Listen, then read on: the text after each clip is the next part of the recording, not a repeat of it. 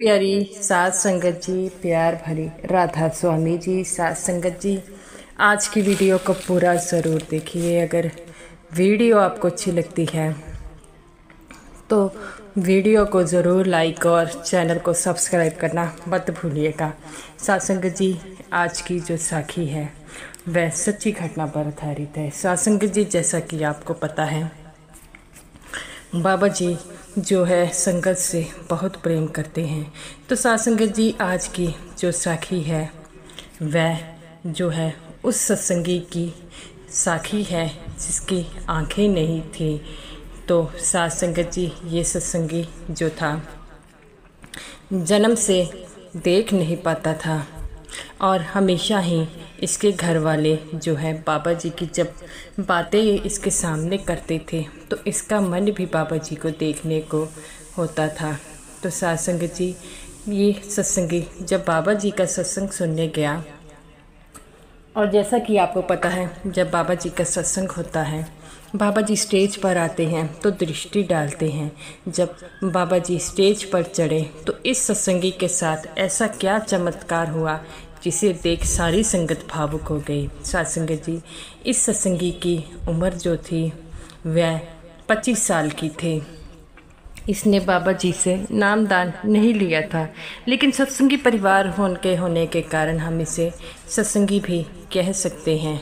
तो सात संगत जी, जैसा कि आपको पता है कि जब सत्संगी परिवार में हमेशा ही बाबा जी की बातें होती हैं और वह बाबा जी के माहौल में इतना घुल जाते हैं कि वह जीते जागते सोते बाबा जी को ही याद करते हैं, क्योंकि उनका प्रेम जो है बाबा जी के प्रति बहुत ज़्यादा होता है। तो सात संगत जी, इस सत्संगी का भी बाबा जी से बहुत लगाव था, क्योंकि इसके घर वाले हमेशा ही बाबा जी की बातें करते रहते। तो एक दिन वह अपने पिताजी को पास गया और कहता है कि पिताजी, मैंने बाबा जी के बारे में बहुत बातें सुनी हैं कि बाबा जी का नूरी स्वरूप बहुत प्यारा है, तो मैं भी बाबा जी को देखना चाहता हूँ। तो उसके पिताजी कहते हैं, बेटा तू तो जन्म से ही ऐसा है। तो वो कहता है कि बाबा जी, मैं जन्म से ही ऐसा क्यों हूँ? तो वो कहते हैं कि बेटा, क्या पता तुम्हारे पुराने कर्मों के कारण ये सब कुछ तुम्हें मिला हो। तो वह कहते हैं कि बेटा, इस बात की चिंता मत करो। तो वो कहता है कि पिताजी, कई बार सोचता हूँ कि मैंने ऐसे कौन से कर्म कर लिए हैं कि मुझे ये सब कुछ दिख रहा है। तो पिताजी कहते हैं, बेटा इस बात की चिंता मत करो, ये सोचो कि तुम सत्संगी परिवार में जन्मे हो, कुछ ना कुछ तो तुमने अच्छे कर्म किए होंगे। तो वो कहता है, पिताजी मैं अपनी ज़िंदगी से बहुत ज़्यादा परेशान हूँ। तो उसके पिताजी कहते हैं कि बेटा ऐसा नहीं सोचते, बाबा जी ने हमें सब कुछ दिया है और तुम किस बात की चिंता करते हो। बाबा जी के रहते हमें किसी चीज़ की जो है चिंता नहीं करनी चाहिए। तो वो कहता है कि पिताजी, मैं यही बातें सोचता रहता हूँ कि न जाने किन कर्मों की वजह से मुझे ये दुख देख रहा है। तो वो कहते हैं कि हमें तो बेटा इन चीज़ों के बारे में पता नहीं, ये कोई पहुंची रूह होगी जो तुम्हें ये चीज़ें बता सकती है। तो वो कहता है कि पिताजी, मैं भी आपके साथ सत्संग सुनने जाऊंगा। तो उसके पिताजी कहते हैं, बेटा मुझे थोड़ा काम है, अगले एतवार जो है बाबा जी का भंडारा है, तो उस दिन मैं फ्री होऊंगा, तू ऐसा करना कि तू मेरे साथ चलना। तो वो कहता है कि पिताजी, मैं छोटे होते जाता था, जब से मैं बड़ा हुआ हूँ आप मुझे लेकर नहीं जाते। तो उसके पिताजी कहते हैं, बेटा जब तू छोटा था तो तुझे जहाँ मर्जी ले जाते थे, अब तू बड़ा हो गया है, तेरी जिम्मेवारियाँ भी ज़्यादा हो गई हैं। तो ये बात सुनकर वह रोने लग पड़ता है। तो उसके पिताजी कहते हैं, बेटा रोने की कोई बात नहीं है, सिर्फ इस बात में खुश रहो कि मालिक ने तुम्हें जो ज़िंदगी बख्शी है उस ज़िंदगी का कैसे तुमने इस्तेमाल करना है। और वह कहता है, ठीक है पिताजी। तो ऐसे ही समय व्यतीत होता है अगले एतवार जिस दिन उन्होंने जाना था सब तैयार हो गए। उसका बेटा भी उठ गया। उसने खुद से कपड़े पहन लिए और पिताजी को कहता है कि पिताजी मैं तैयार हूँ। उसके साथ उसका भाई और पिताजी भी जा रहे थे। तो वो कहता है कि मैंने तुम्हारे छोटे भाई को भी तैयार कर लिया है। अगर किसी चीज़ की कोई प्रॉब्लम होगी तो ये तुम्हारे साथ होगा। तो वो कहते हैं कि मालिक के रहते हुए पिताजी किस बात की चिंता है। और वह घर से निकल जाते हैं। घर से बाहर निकलते हैं तो वहाँ पर सेवा वाली बस लगी होती है। वह दोनों भाई जो है उस बस में बैठ जाते हैं। वह लड़का भी बैठता है और उसको देखकर सारे हैरान होते हैं, क्योंकि जब से वह लड़का बड़ा हुआ है उसके पिताजी उसे अपने साथ कभी लेकर नहीं आए और कोई उससे उनके बेटे के आंखों के बारे में ना पूछे। इसलिए उन्होंने कभी अपने बेटे को अपने साथ लेकर नहीं गए।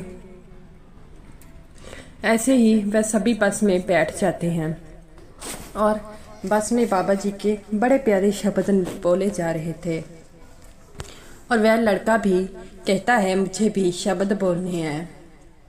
और वह बाबा जी के बड़े प्यारे प्यारे शब्द उसने बोले, जिसे सुनकर सारी संगत हैरान हो गई। कुछ समय बाद वह डेरे पहुंच गए। डेरे पहुंचते ही वो लड़का कहता है कि यहाँ की हवा कितनी ताज़ी है। तो उसके पिताजी कहते हैं बेटा हम डेरे पहुंच गए हैं। वह लड़का खुश होता है और कहता है कि हम डेरे में पहुंच गए हैं। तो वह कहते हैं हाँ बेटा हम डेरे में पहुंच गए हैं।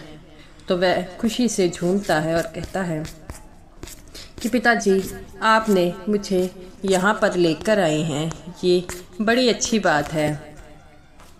और उसके भाई ने उसका हाथ पकड़ लिया और वह कहते हैं कि चलो पहले कैंटीन चलते हैं, कुछ खा पी लेते हैं, अभी सत्संग में टाइम है। वह कैंटीन गए, वहाँ से उन्होंने चाय पी और फिर पंडाल की तरफ रवाना हो गए।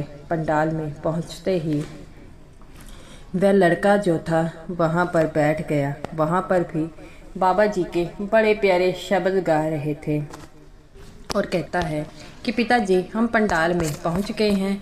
तो वह कहते हैं हाँ बेटा हम पंडाल में पहुँच गए हैं। तो वह कहता है कि बाबा जी पंडाल की हवा में अलग सा जादू है। तो वो कहते हैं कि बेटा यहाँ बाबा जी अभी 15 मिनट बाद आएंगे और सत्संग फरमाएंगे।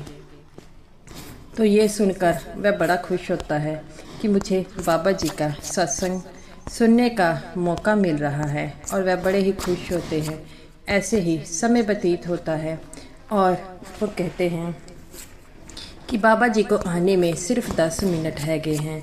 तो वो कहता है कि बाबा जी जब आएंगे तो पिताजी मुझे बताना। जैसे ही बाबा जी स्टेज पर बैठे और उन्होंने सारी संगत पर दृष्टि डाल रहे थे, जब इस पर दृष्टि डाली तो इसे अजीब सी बेचैनी हो गई। उसे अलग सी लाइट दिखाई दे रही थी।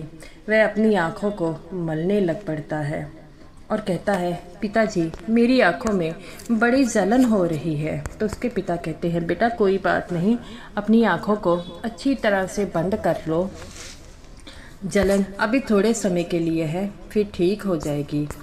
और वह कहता है ठीक है पिताजी। उसके पिताजी के कहे अनुसार उसने आंखें बंद कर ली और कुछ समय बाद जब उसे आंखें खोली तो उसे बाबा जी सामने दिखाई दे रहे थे और वह कहने लगा ऊंची आवाज़ में पिताजी मुझे सब दिखाई दे रहा है। सेवादारों ने उसे चुप कराने की बात कही, लेकिन वह कहता है कि बाबा जी ने दृष्टि डाली, मुझे दिखाई देने लग पड़ा।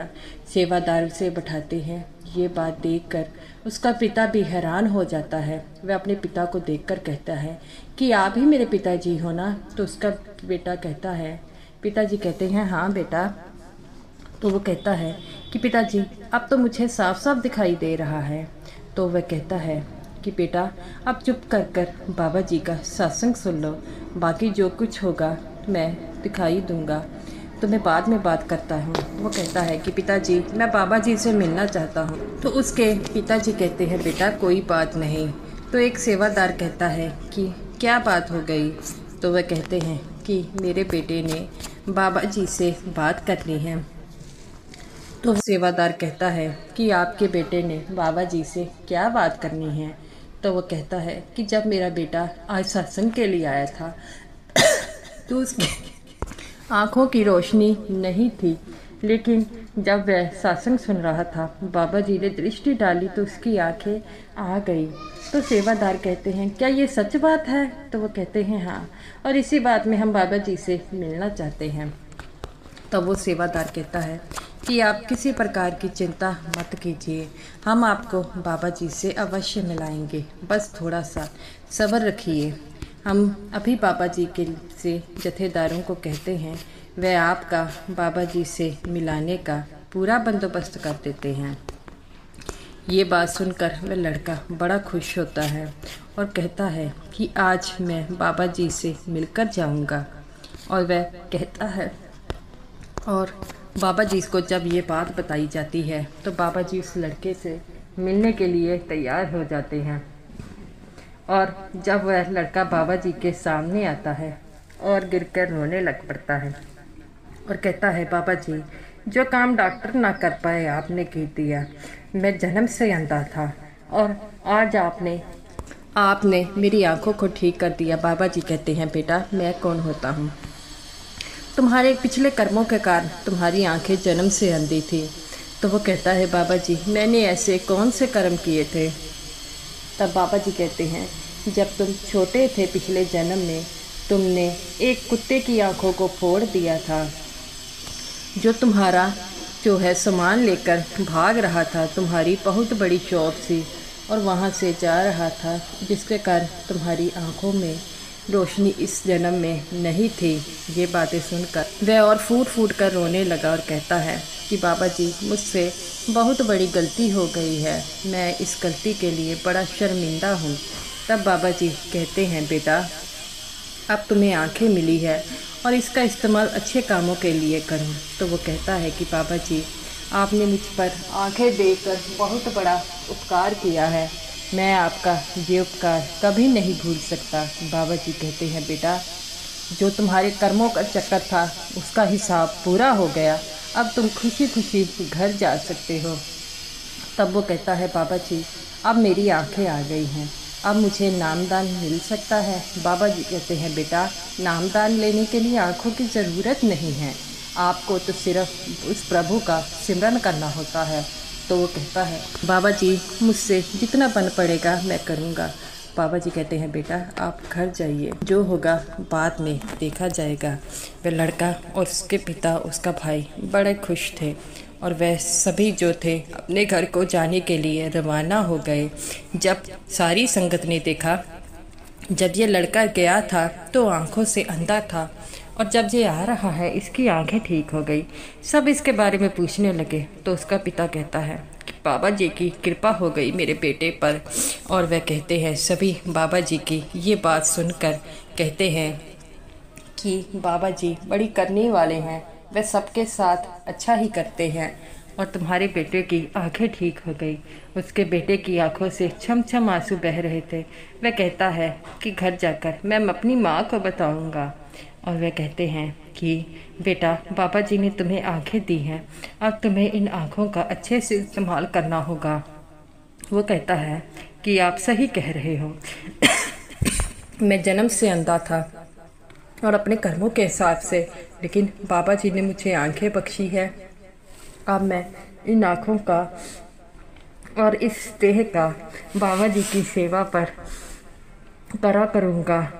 और सभी वहाँ से बस चली जाती है। बस में वे सारे परिवार वाले रोते हैं। तो उसका बेटा कहता है कि पिताजी अब तो बिल्कुल ठीक हो गया है, अब आप क्यों रो रहे हैं।